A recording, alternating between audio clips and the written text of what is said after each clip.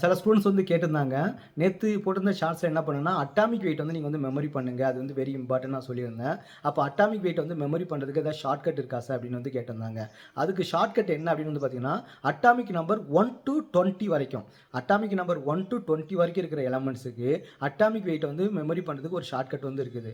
அதுக்குமே வந்து பார்த்தீங்கன்னா, நீங்க அட்டாமிக் நம்பர் வந்து நீங்க மெமரி பண்ணியே ஆகணும். அட்டாமிக் நம்பர் 1 டூ 20 வரைக்கும் நீங்க அந்த elements and atomic number memory பண்ணியே ஆகணும். 21 to 30 வரைக்குமே நீங்க மெமரி பண்ணி ஆகணும். அது வந்து பார்த்தீங்கன்னா, கோஆர்டினேஷன் காம்பவுண்டுக்கு ரொம்ப மோர் யூஸ்ஃபுல்லா வந்து இருக்கும். அப்போ ஓவராலா அட்டாமிக் நம்பர் 1லேருந்து 30 வரைக்கும் நீங்க என்ன பண்ணணும், அட்டாமிக் நம்பர் மெமரி பண்ணி தான் ஆகணும். அட்டாமிக் வெயிட் வந்து பார்த்தீங்கன்னா, அட்டாமிக் நம்பரோட ரிலேட்டடா தான் இருக்கும். இப்போ ஃபார் எக்ஸாம்பிள் பார்த்தீங்கன்னா, அட்டாமிக் நம்பர் வந்து ஆட் நம்பரா இருந்துச்சு அப்படின்னா, அட்டாமிக் வெயிட் எப்படி இருக்கும்? அத அப்படியே டபுள் ஆக்கிட்டு +1 வந்து நம்ம வந்து ஆட் பண்ணிக்கணும். சப்போஸ் அட்டாமிக் நம்பர் ஈவன் நம்பரா இருந்துச்சுன்னா, அத ஜஸ்ட் என்ன பண்ணலாம், அப்படியே நம்ம டபுள் ஆக்கிக்கலாம். For example oxygen atomic number is 8.